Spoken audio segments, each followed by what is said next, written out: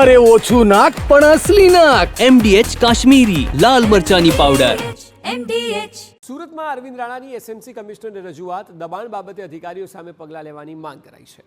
MLA Arvind રાણાએ એસએમસીની સંકલન બેઠકમાં રજૂઆત કરી છે. ડિમોલિશન કરાયેલી જગ્યા પર ફરી બાંધકામ થયા હોવાનો દાવો પણ કરવામાં આવ્યો છે. આકરડી ચોપડે નોંધણી પણ થઈ ગઈ હોવાના આક્ષેપો થયા છે. ડિમોલિશનની બાદ સ્થળ તપાસની પણ માંગણી કરી છે. મનપા કમિશનરે ઝોનલ ચીફને કામગીરી માટે આપી છે સૂચના. મેટ્રોના બેરિકેડ હટાવી રસ્તા ખુલ્લા કરવા પણ એમએલએ પ્રવીણ ગોગારીની માંગ છે. ડિમોલિશન બાદ બાંધકામ થયા હોવાનો પણ આક્ષેપ કરાયો છે. અરવિંદ રાણાની એસએમસી કમિશનરને એટલે રજૂઆત છે. દબાણ બાબતે અધિકારીઓ સામે પગલાં લેવા માંગ છે. એસએમસીની સંકલન બેઠકમાં રજૂઆત કરી. ડિમોલિશન કરાયેલી જગ્યા પર ફરી બાંધકામ થયાનો દાવો છે. આંકડી ચોપડે નોંધણી પણ થઈ ગઈ હોવાના આક્ષેપ છે. ડિમોલિશન બાદ સ્થળ તપાસની માંગણી કરી છે. મનપા કમિશનરે ઝોનલ ચીફને કામગીરી માટે સૂચના આપી છે. મેટ્રોના બેરિકેડ હટાવી રસ્તા ખુલ્લા કરવા એમએલએ પ્રવીણ ગોગારી દ્વારા માંગ કરાઈ છે.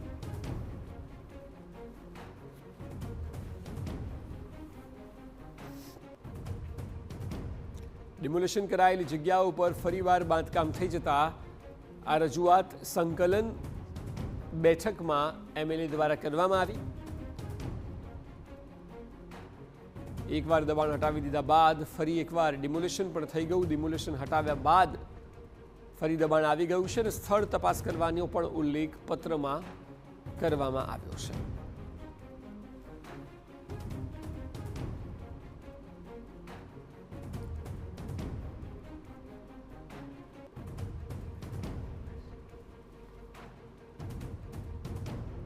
મનપા કમિશનરે કામગીરી માટે સૂચના આપી છે.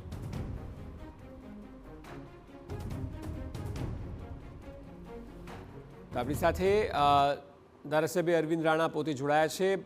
અરવિંદભાઈ, સૌથી પહેલા આપે જે પત્ર લખ્યો છે તેનો ઉલ્લેખ કરો, કારણ કે જે પ્રકારે રસ્તો ખુલ્લો થઈ ગયો ત્યારબાદ પણ દબાણની વાત છે. આખો મામલો શું છે?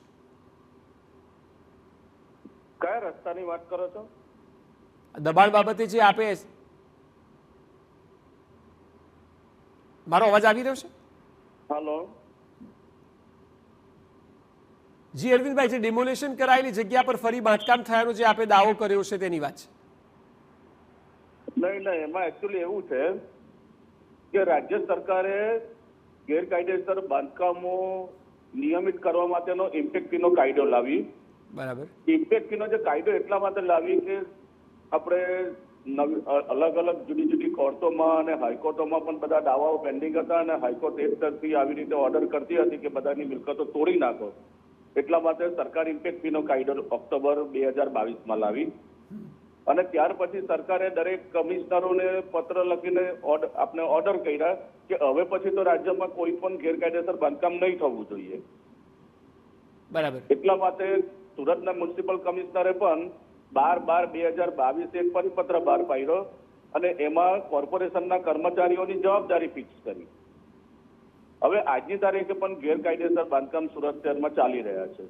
એટલે મેં સંકલન સમિતિમાં એવી માહિતી માંગી હતી કે જે મિલકતોની તમે ડિમોલેશન કરો છો એનો અર્થ એવો થાય કે એ મિલકત ગેરકાયદેસર હતી. તો એ મિલકત જયારે ગેરકાયદેસર હતી તેનું ડિમોલેશન તમે કર્યું, ત્યાર પછી આજની તારીખે એ મિલકતોની કેવી પરિસ્થિતિ છે એની મને માહિતી આપો.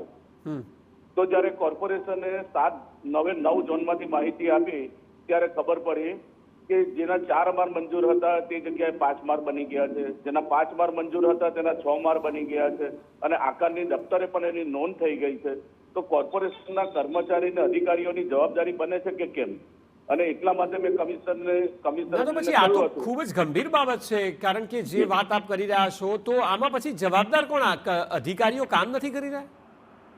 એનો અર્થ એવો જ થાય. એટલા માટે જ મેં સંકલન સમિતિમાં ગઈકાલે મ્યુનિસિપલ કમિશનરશ્રીની અધ્યક્ષતામાં ધારાસભ્યશ્રીઓની સંકલન સમિતિ હતી અને સંકલન સમિતિમાં આજ મેં રજૂઆત કરી કે જે અધિકારી અને કર્મચારીઓની આ જવાબદારી બને છે એની જવાબદારી ફિક્સ કરીને તમે એક્શન કેમ લીધા નથી? તમે તાત્કાલિક એક્શન લો. અને કમિશનરશ્રી પણ હરકતમાં આવ્યા હતા અને કમિશનરશ્રીએ દરેક ઝોનના ચીફ અધિકારીઓને કહ્યું છે કે તમે આની તપાસ કરીને તાત્કાલિક જે કોઈ કર્મચારી કે અધિકારી આમાં સંડોવાયેલો હોય અને આમાં જે કસૂરવાર હોય, જે ફરજ પ્રત્યે બેદરકારી દાખવી હોય, તો તેની પર કાયદેસરના પગલાં લો અને એની પર એક્શન લો. બિલકુલ અરવિંદભાઈ, TV9 સાથે વાતચીત કરવા બદલ આભાર. તો દબાણ હટાવી દીધા બાદ એ જગ્યાએ 4-4, 5-5 માળની બિલ્ડિંગો બની ગઈ. અચરજ પ્રમાણે તેવી વાત છે. ભ્રષ્ટાચારની પણ આશંકા ઊભી થાય. હવે પગલાં ક્યારે લેવાય છે તે જોવું રહ્યું.